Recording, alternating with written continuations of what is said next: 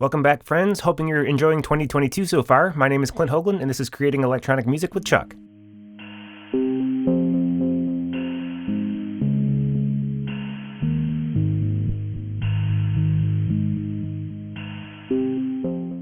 In our last video, we talked about open sound control and how you can use it to control ChucK programs from other ChucK programs, even programs running on other computers. In video number 31, I talked about some basic music theory. Specifically, we talked about major keys and explained why, in a major key, some chords have a quality of major and some have a quality of minor. That lesson also explains how chords within a major key have Roman numerals associated with them. If you know how major keys are organized and remember how those Roman numerals are associated with particular chords, please proceed to the next part of this video. If you do not, you might want to jump back to video 31 for a refresher, because this video uses that Roman numeral concept quite a lot. Let's talk about chord functions. In both major and minor keys, each of those chords has what we call a function, which creates a set of cliches or guidelines or rules for how it should be used. One thing I want to get out of the way here about this video and all videos regarding music theory are these rules. The answer is that art doesn't really have rules. Obviously, if you're making music, it's your music and you can play whatever you want. That being said, music has a historic set of tendencies that, if you choose to exploit it, will help orient your listeners around what you're trying to do. I think of it like this. In visual art, artists use what's called a vanishing point to orient their viewers as to where objects exist in physical space inside their drawings. By exploiting viewers' familiarity with how visual perspective works, artists can make new imaginary physical spaces by observing rules governed by the vanishing point. Now, artists are free not to use a vanishing point as long as they don't mind throwing off the rules of perspective. Cubist artists, such as Picasso, experimented with what would happen if a single painting contained multiple perspectives. Abstract expressionists experimented with making expressive works of visual art while ignoring structure and perspective altogether.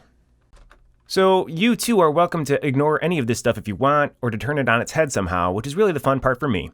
Once you know what the rules are, changing them a little and following what that does is a fun way to write music. Anyway, to take the analogy back to the musical domain, what is the big perspective rule for music? What is Western music's vanishing point? The answer is that in traditional music of the Western tradition, the tonic chord tends toward the dominant chord, and the dominant chord tends back toward the tonic chord. Let's unpack what that means. Let's use the Roman numeral names for these chords, and for conversation's sake, let's say that we are in the key of C major. That means that the triad starting on C, comprised of C, E, and G, has the Roman numeral value of 1. This chord is called the tonic chord. This is the chord that the other chords tend to lead to in a major key. Songs tend to begin and end on the tonic chord, so another way of saying that is that songs tend to start and end on 1. One very strong tendency in music is that tones have a strong affinity for notes an interval of a fifth away from them. This is also true for chords. Many musical compositions, if you look at them from very far away, are essentially a progression from the 1 chord to the 5 chord and then back to the 1 chord. In a way, 1 is home, 5 is the distant place your music goes during a chord progression, and then you return home to 1. The other chords are chords that you visit on your journey between these two chords, the tonic and the dominant. So how about those other chords?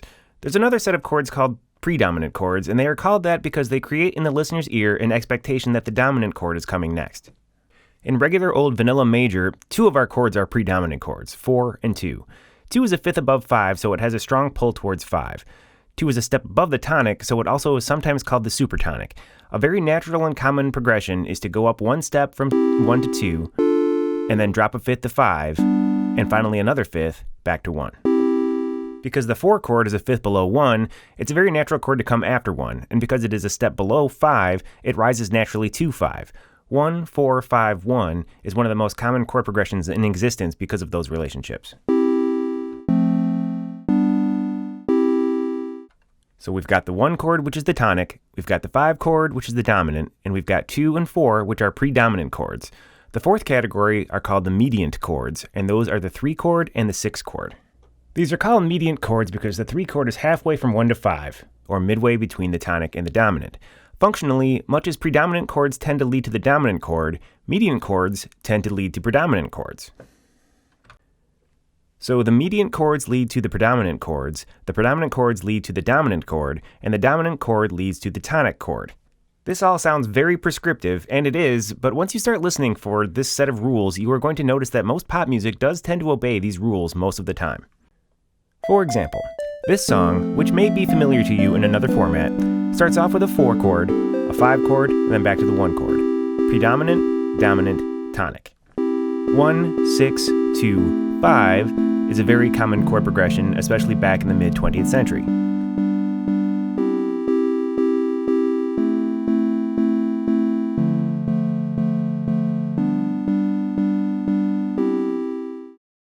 There's a lot more here, obviously. In future tutorials, we can talk about things like chords in minor, cadences, mode mixture, applied dominance, all that.